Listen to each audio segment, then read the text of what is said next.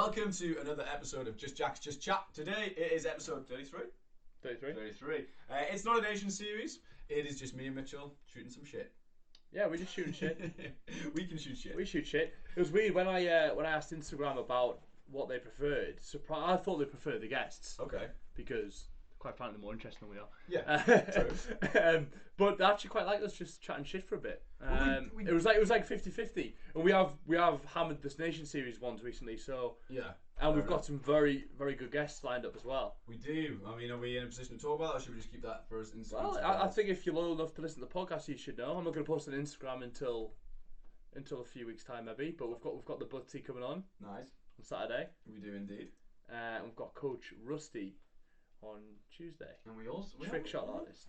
Yeah, it's gonna be good. And we've got someone else as well. But there's no time slot in there. And we've got a guy called Josh Cock as well, World Long Drive champion. Nice. Coming in a few weeks' time as well. There's a lot of long drive stuff coming about. Do you think that's going to be like an emerging sport within the golf? More, I know it already is, but like, do you think that's going to be? Yeah. Because that's something that's quite new, isn't it? Yeah, it's weird because like, with most sports, you see boundaries getting pushed more and more, don't you? With golf, people haven't just suddenly started shooting like 57, 56, 55. 59 is always the best score you can really shoot. Yeah. 58 doesn't really get shot. Okay. And that hasn't changed in 40, 50, Something 60 years. Between 59 and, what at the top. But like, it's generally between 63 and 74. You know, it's within that framework. You rarely see that boundary getting pushed. Okay. Whereas the World Long Drive creates the opportunity for those boundaries to get pushed more and more. It's a different element of competition. Like, people are getting bigger, stronger, more athletic. Yeah. Science is improving, technology is improving, which allows us to hit the ball further. Yeah. Which can be monitored a lot better if you do World Long Drive. Well, especially with all these, like the foresights, the simulators and things like that, you can train for that sort of thing so much easier, because I imagine back in the day before this technology, you hit a long drive and be like, right, okay, let's get the measurement wheel out. Yeah. Now you can actually train and right, that's gone 500 and whatever yards. Yeah. And it brings a different culture as well, doesn't it? Like it brings up like it's shorter. It'll probably be like a couple hour event. You see boys like just twatting the ball as far as they can, and girls. Tons of drinking, tons of music. It's just a different angle on the sport. I think it'll continue to grow. 100%. We need to host a long drive event by the sound of it, dude. Yeah, I didn't even think about that. We'll talk about that. Sorry, throwing you a bit. No, I think we can talk about long drive when we get the guests on. I think, for today, I think we go off topic a bit like we normally do. And it's a bragging, and with the amateur ranks, it's a bragging right, isn't it? Because if I can hit the ball further than you, it's like, yeah, people like that. Not that anyone really cares, but like it's a bit of fun. Yeah, no, it provides a bit of somebody's closer. The classic line from Happy Gilmore. Exactly. Yeah. I want to point out, because anyone who is watching on YouTube, congratulations, you get an additional character today. As you can see, the Infinity Gauntlet right next to Mitchell. So is that on my screen? You've got the Infinity Gauntlet on. Out of shot is the full 6 foot whatever. I mean, how tall are you, Mitchell? 6'6". So Thanos is at least 6'5", this cutout. So today I bought a cardboard cutout of Thanos. Is now a feature in the office. He looks like he'd hit the ball quite a long way, doesn't he? Dude, it looks like he hit anything a long way. He's pretty stacked, isn't he? But yeah, you guys, most of you won't be able to see that, so yeah, we'll not hang on to the cardboard cutout for long. But if you do want to jump over on YouTube, just skip a minute in and you'll see it. But yeah, that was a weird impulse buy. Yeah, but like, you come back to long drive. How did Oh yeah, it was in the shot. It was in the shot. It was in the shot. That's how we got there. Yeah, forget what YouTube. The hell's there Infinity going to in there? But yeah, go on. But yeah, again as well, because it's so hard to make in professional golf, it gives failed golfers an out as well. If you're big and hit the ball far. I wouldn't class it as fail, but yeah, it's an alternate route. It's an alternate route to making money from doing what you love. Yeah, no, that makes sense. That's another thing. Yeah. And as well, a lot of the clips are very Instagram friendly in terms of like you're just watching a shot. 20-second clip, top tracer, see how far it goes, see people's reactions. It's very it's tailored to the Instagram speed as well. Yeah. I also really like the swings. I like watching people's swings on the long. Yeah, all the swings change. Swings in them, don't they? See how long they are. It's catered. Yeah. The club head's got to go like back to the shin. Insane. And the club head, the drive's like 5.5 degrees. The shafts are all different. It's a completely different game. But yeah, no, I'm excited to get some long drives on. We'll have a bit of crack, talk about it, and it's something on YouTube. So I don't really know much about it, to be honest. Like, it's way bigger in America than it is the UK. Yeah. We've got a guy called Joe Miller from the UK who's very good. Yeah.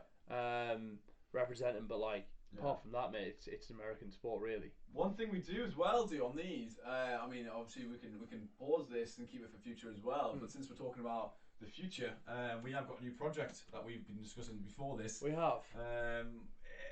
What do you think? Well, let me put it to you. What do you think of golf holidays currently? Currently, golf holidays are for me. Obviously, you know, I'm not hugely involved. I've never been on a golf holiday. I've been to locations that have golf holidays and things like that. But I would see them as kind of the sort of thing you'd have to organise yourself. You'd have to go through golf breaks, your golf travel, all that sort of thing. And you'd have to organise it yourself. Any added value? Not really, no. Golf breaks just send you and that's it. You have to rely on the destination putting on the value for you, which they don't really know what's going on. They're just a hotel catering for people arriving. Go, you can play golf, no problem, go to the golf club to check in. Whereas if we, for example, were to take a group of people on a golf holiday, when we take people on the golf holiday, it'll be a bit different because, you know, we want to have fun. We want to have bags of fun, but as well, we're going to make it relevant to young people. True. I've been on golf trips, love golf trips because I love getting pissed and I love golf. So they're obviously going to always be fun. But you sort of get left to your own devices. There's not much structure. Yeah. If I want to go on a golf holiday myself, because I'm young, single, or whatever, and all my friends are busy or don't want to go or whatever, there's no real outlet for me to go on a golf holiday. Okay. Yeah, I can join society and they go on their annual trip or whatever, but I can't just be like, I want to go have fun with a load of like-minded people. There's not really that option. Yeah. No. Whereas if you wanted to go and travel, or you want to go on, say, something like yacht, or want to go and ski, yacht week, ski season. There are options. There are options for you, not for golf lovers. Yeah. So, if you haven't already guessed, that is the premise of what we are. That's our latest project. What we're moving towards. We have got other people involved, who we really like, who you will know, who we really like, who support the same message we do. Because at the end of the day, we love doing events and creating these physical communities, because brands fail to do at the minute, I think, and what influencers as well, not saying we're influencers, I'm just talking about the influencer market. They're just pandering to likes and followers, and it's boring them and it's bullshit, and it's not unique. Tangible. You need to create this. You need something where you can actually feel your physical community to actually create impactful.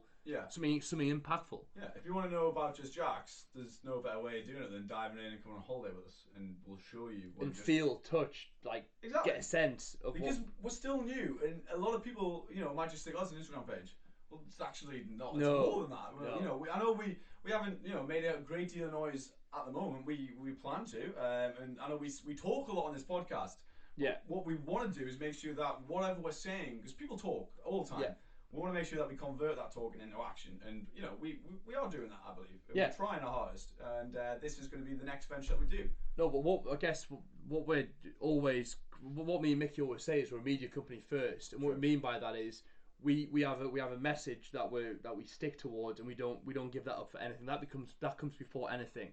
The money side we figure out after. We find out what scales, what's profitable, what's going to work for us. But before we get that stage, we need to try stuff out and find problems to solve. Yeah. So straight off the bat, if that sounds interesting to you, I mean, we're not trying to sell this to anybody, by the way. It's just something that we've. But if you are listening, and you think, oh damn, I'm interested in that. We are actually looking at going to Turkey in October, late October, November time. Yeah, no dates. Yeah. If you're interested, hit the Just Jacks page up with an Instagram DM, and it'll be fun orientated. It'll be tournament focused. It'll be for any ability. It'll be for boys and girls. And it'll be very, very good value for the most value for money trip you've been on. Yeah, hands down. So yeah, and the start of what could be something scalable and excellent. If not, it's an opportunity that we've created for people to have a memorable time, and engage with the brand. So it's a win-win again. By yourself, if you want to go on holiday, if you haven't got any friends that play golf with you, get yourself away with us. I promise we'll have a good time. And if you've got a bunch of friends, again, we can accommodate for a lot of people. So yeah, I think that's exciting. And the amount of content we'll be able to produce from that will be insane. Some of the golf courses look amazing. Like the golf course, the hotel that we've picked looks ridiculous. So I'm looking forward to getting some video of that. Yeah, I can't wait. It's because I have not seen a product out there that offers what we have put together. Not yet, and hopefully other people will probably see this and be like, oh, actually, you know, I might do a spin off that. Good. It'll increase the market for us. I mean, we've got more people. And it'll increase participation. So, it's what we want. Hey, if you like that idea as well, and you think of doing something similar, collaborate with us. We'll sort something out. Or if you never played golf before, come. Yeah, because it's value for money even if you don't. Promise you'll love golf after this week. Yeah, exactly. But yeah, have you got any particular topics in general that you want to discuss on today's podcast? You thought of anything this week? Anything in the news? Well, I know we don't really look at the news that much, but anything like that you've seen? Well, outside of golf. Yeah. Oh no, I'm just getting bored of hearing politics. Oh yeah, there's a lot of that. So let's fuck that shit. Don't talk I'm not about talking about that. Don't touch it. I'm just bored, heavily bored of it. Yeah. What have I seen recently that's been of particular interest? Glastonbury. Going plastic free. Oh, so tell me about this. So I know David Attenborough stood up on stage and did his little speech. I regret to say this, I haven't had a chance to listen to it. I haven't had a chance to look at it. I love David Attenborough. So have you seen it? No, he was just promoting his new series. I forget what it's called. I'll have the word planet in and Earth. Yeah. it'll be amazing. Yeah. But yeah, before the festival, obviously Glastonbury announced we're going plastic free for the first ever time. So in what capacity? They don't sell any straws. Or everything's biodegradable that they sell inside, I believe. That's brilliant. And then everything's recycled that people bring in. Yeah, I think that's right. And then a bunch of people as well. Like if you're ingrained in the culture where you tidy up after yourself. Yeah. And have you seen the state of the site after they left it? No. It's like Farmer's Field again. Oh whoa. Like hundreds of people just stayed behind and made sure they did more. They cleaned their mess up and more. That's good because I've seen scenes. If someone said to me what's at the end of a festival, I'd say, oh well, what they do is they just pull the tents together and usually burn them. I've seen that happen before at festivals and things. Yeah. Or they just stack them all up and it looks disgraceful. Good thing Coachella do is they take all the tent. You leave your tent behind and they give it to the homeless community. Oh, mint. We might as well. That's cool, though, isn't it? Break it. Just give it. If someone. Is it cool that you've spent like I don't know a couple of not much money on a tent for the weekend and it's gone to some guy who hasn't got a home? Well, that's the thing though, isn't it? And I don't know. It's kind of relevant having Thanos stood in the corner because his message was the overpopulation was what he needed to solve. Sustainability. And yeah, the planet at the moment isn't sustainable. I know a lot of people think it's just a drone on where talking about it, but that's awesome that they're looking at stuff like because plastic. I believe a bag of crisps takes 500 years to biodegrade, and cable ties they don't even know how long it'll take to biodegrade. Because none's biodegraded yet. Well, that's bag of crisps technically, but I think they can speed. They can. I think they can go through the process and figure it out. I genuinely think the concern that some of this stuff will never go away. Have you seen the Great Pacific Garbage Patch? Oh yeah, mate. Ridiculous. So we get up for the YouTube watchers. Ridiculous. Yeah, sure. So essentially, it is a mass of plastic that's collected in the ocean because of the currents. So obviously, plastic's been dumped in the ocean. The currents have collected it, and it's an island, I believe, 5 times the size of the UK. What? Of pure plastic. Not going to be able to get it because obviously I'm on this new operating system. Okay, cool. But that's fine. But research it, Great Pacific Garbage Patch. It's like disgusting, mate. It's just a rubbish. It's just a tip in the ocean, like a dump in the ocean. It's not cool. There's a cleanup mission. Obviously, some genius 18, 19-year-olds come up with a cool. They make bracelets out of it, don't they? I've seen. There's now Adidas have started making shoes out of it. There's a company that takes ocean waste and makes bracelets. It's gonna be a big market, mate. Ocean recycling. Oh yeah, it's huge. It's huge. All like anything sustainable is going to be. It's actually quite expensive to get a hold of. If you want recycled plastic to make products out of, I've looked into it myself. It's actually quite expensive because you're paying for the processes of recycling. Yeah, you're paying for the cleanup, the ships and all that. But would you rather that? Yeah, if you can still be sustainable. One thing they've got to get rid of, though, Mick, is those biodegradable straws. Or make them better, please. I think they're working on it. I can't have 5 sips without. Well, like you know what it's bad for? You ever try to drink like McDonald's milkshake or something that's really thick? It just surrounds the straw and just destroys it. It's making my mouth feel a bit weird now. Yeah, it gets stuck in your mouth as well. It's like a soggy material in your mouth. But I mean, it's good. We need to it's work. Good. We need to work. That product needs to work. Yeah, fair. There's a lot of stuff. We had those protein shakes, didn't we? Around Ramside after the gym, and they halfway through. It's like yeah, but you've just got to drink quick. They'll make them better. You know what it's going to be? Have you not seen the key rings now, Mitchell, where you get a straw that comes off it and an extendable straw? Oh yeah, I have people just take their own straws around. That's going to be a thing. It's like taking your own plastic bags to the shop. That is still not in everyone's head. It's not in my head. I feel quite guilty sometimes. I'll get to the shop and I'm like, I forgot all my I don't bags take a bag again. for life. My mum does. Does your mum? I'm not sure. Does Lawrence mum? Anyone that you know? I feel like I see a lot of mums get the bag for life out. I probably know people that do it, but I can't confirm. Oh, this person does it. I don't go shopping with them. Have you seen the revenue sales in them as well? On the bags. Yeah, the figure came out recently. Yeah, figure came out recently. It was like, whoa. I buy them every time. That's good. I'm happy to pay for it. I like that. Yeah, you're paying for your stamp. Yeah, it's like fine, and I keep them all. I've got a cupboard full of all of them. That's the problem. Yeah. So now I need to take them all back. Yeah, I need to start that. But yeah, any of you guys do it? Let us know in the comments. What's the best bag? What's the best? It's got to be the Marks and Spencer's. What a crap topic. What is the best bag for life? Sad bastard. But no, it's a weird one, isn't it? That Bob Lazar thing. So me and Mitchell watched a program the other day on a guy called Bob Lazar. You'll have all heard of the Area 51 conspiracies, that there's aliens there and things like that. But I bet you've never wondered where that started from. I bet you've never wondered why did people think there's aliens there? Like, where did that start? What was the very first point? Well, and I bet you've never heard of a compelling story that's made you actually think, oh wow, there is. Like, I think this is such an interesting topic. Thank you for bringing it up, because it's something I'm like pretty passionate about as well. I'm not into deep conspiracy theories because I get bored of the bullshit very quickly. Yeah. Because a lot of them just chat a lot of shit and they're a bit crazy. But when you watch Bob Lazar's got a new documentary out on Netflix. Watch it. It's a bit rubbish. Like it's a bit artistic in the way it's been filmed. The narration's a bit naff. That's a personal opinion. You should watch that's just personal preference, but it will give you the facts as to his story, and it is extremely compelling that there's life outside of Earth. Now that comment's ridiculous because of course there's life outside of Earth. Yeah. There's 20 billion planets in our solar system, but there's no evidence of it. But people still shut off everyone who tries to come up with any evidence or suggest that there is. So, what Bob Lazar did, so now Mitchell mentioned the Netflix documentary. Now, this is going to be a lot of people's first introductions. I know if you listen to podcasts a lot, you may have heard of him via the Joe Rogan podcast. He went on there recently. Yeah. Mitchell, you heard of him first from Joe Rogan, is that correct? Yes. Yeah, and then. But I knew his name. Okay, and then there was a podcast as well. Now, Mitchell was around mine the other day and he mentioned Bob Lazar's name. And I saw your face, your face. And I was like, what?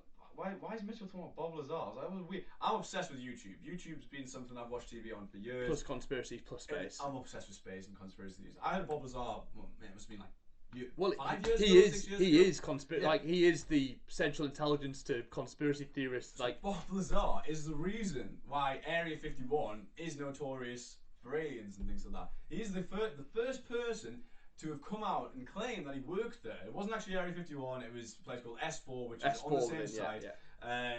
And apparently, according to Bob Lazar, they have actual spacecraft on there, and his job as an engineer was to reverse engineer this spacecraft and try and figure out how it works. The best way that they described it in the Netflix documentary was, imagine if the Romans suddenly discovered a nuclear reactor, trying to take that apart. They wouldn't know where to start. They think it was magic. How is this thing producing power? Because you can't see it. You can't see the nuclear fusion going on. You can't see any of that. This spacecraft is essentially put us as the Romans and the spacecraft being the nuclear reactor, something we've never done before. And according to Bob, let's say this mouse here, the computer mouse, was the reactor. He said, if you try to put your hands on the mouse, there was an invisible barrier that was manipulating the gravity around it, which meant you couldn't touch it. You could turn it on and off, higher and lower, which would eventually let this spacecraft levitate. His job was to reverse engineer that and figure out how it worked. Yeah, but here you only had a very specific job, I think, within that. It was just on the core, I believe. It was just on the operating, on how it operated. To see the rest of it. Nothing on the ergonomics, nothing on anything else. It was purely based on that part of the thing, so they could keep it all separate. Yeah. And so they didn't leak any intelligence. Exactly. So essentially, what Mickey's saying is that Bob is claiming that this thing produces its own gravitational field. Yeah. Which means that when it moves, it doesn't need any force to move. It just sort of takes away the space in front of it in order to propel itself. Yeah. So it's the most like efficient. We don't know what it is. No, we don't. I mean, it might not even exist. Exactly. It could be conspiracy. But if it is true, it is probably it'd be the most efficient way to move. It'd be the biggest thing in history. This is what his problem is. If this news could ever be proved as fact, it would be the biggest discovery in human history. Full stop. No doubt. No, like imagine if you it's like something as ridiculous as if we discovered a frog on the moon. People greatest discovery in the world. Anything that can prove any life outside of Earth would be just mind blowing. Would send the world into a frenzy. But not just even though that, it's obvious in a way, the realization of it would be intelligent life though. Because we don't even need to it's know. The microbes in different places and things like that. Yeah, they're single cell organisms. Okay, it's great. It's amazing.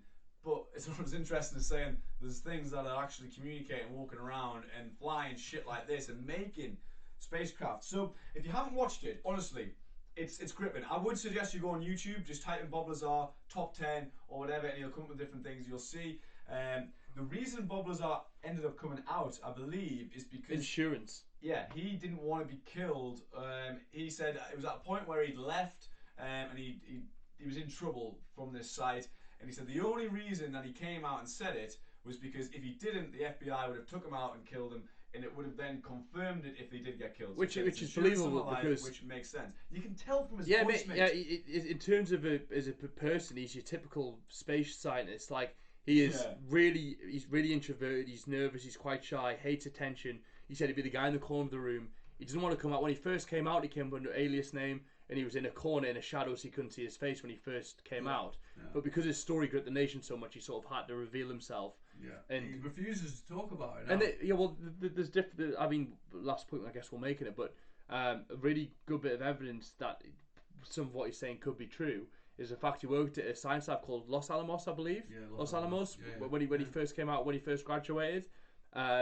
And what the FBI did, or whatever intelligence agency, they wiped his record, saying he didn't work there, saying he lied about working there. And his high school record, I believe they tried to get rid of his identity. Yeah. And then they found an employment record that stated that Robert Lazar worked at this place, so he did work there. But when he ran, they said no, he never worked here. And when he walked everyone, apparently on the documentary, when he walked everyone through his old workplace, he knew everything, where everything was. He knew, and it was just comfortable for him. And again, he says as well, if you want to prove my theory, then how do I know S4 exists? The government. This is the first time S4 even was ever heard of, and they confirmed that it was a thing. I'm sure they came and said, yeah, okay, fine. How the fuck did he know though? I believe why he got in trouble is he was found taking his mates to this place where he said, "Look, this is where they test all these mad." It's like I can't even describe to you how these things move because you won't have seen any movement like it because it moves a way that you've seen nothing move. You're right. And he took them, and there's some amateur video footage of this happening in like the late 80s or something. So what it was is he knew every Tuesday, for example, and flight schedule. 1 in the morning on Tuesday they were testing this product, and you could see the glowing hum because it glowed when it took off. So he said you could see that, and then that's where all these shots will come from back in the day when you see like a weird thing that could be, but the cameras weren't good enough. Yeah.